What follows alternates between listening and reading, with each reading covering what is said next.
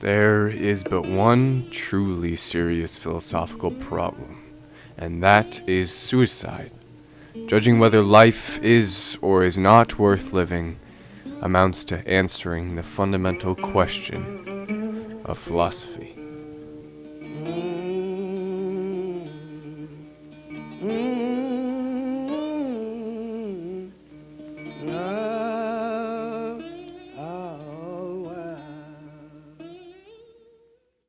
To Albert Camus, the writer of this most famous essay, this is the most important question of them all and the one we should answer first. Because to him, no one has died because of the ontological argument. Or Galileo, who silenced his mouth once his life was at stake when the church was mad at him. See, this question is important because people die because of it. No, I'm just up here to kill myself. That is why it is the most important question that we must first answer. So, what causes suicide?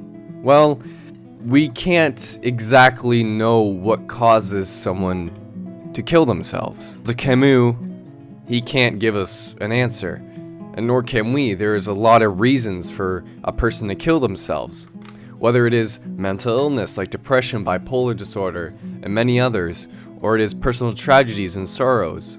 In his opinion, these tragedies and sorrows do attribute to killing oneself, but he believes in that small, insignificant things can lead to one killing themselves, like a bad interaction with a friend, someone looking you wrong, someone greeting you coldly. These are many things in his opinion that he thinks leads to someone to kill themselves, but we really can't know, even if we make assumptions like these. But there is one way we can know, and to Camus, the act of suicide is a confession in itself. It is a confession that life is ridiculous, that you are only acting out of habit, and that this habit that existence commands you to do is meaningless. You confess life is meaningless. And this meaninglessness of existence, this realization that divorces a man from his life, an actor from his setting, makes him feel like a stranger in an empty, indifferent, meaningless universe.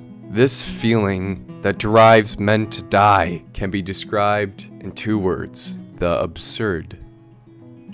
This is the subject of his essay, the relationship between the absurd and suicide, and whether that the thought that life is meaningless contributes to one killing themselves. So, if that is the case, why aren't people killing themselves in droves? Because Albert says we have developed the habit of living before logic. We first learn from our body to live, and then we become addicted to life. This drug that we call life is more addictive than heroin, cocaine, anything in the world. We are hooked on it and believe the illusions and lights that it shows us. This drug of life gives us a sense of ultimate meaning and purpose, but in the end, it's just an illusion. It deceives us and eludes us. This is what Camus calls hope. We hope that life is not meaningless. We hope the situation will get better.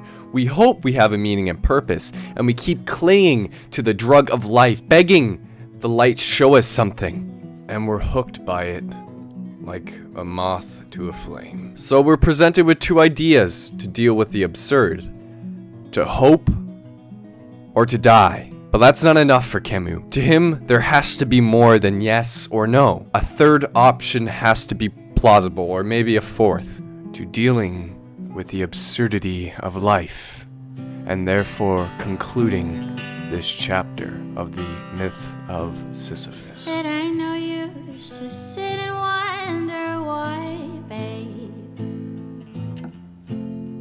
if you don't know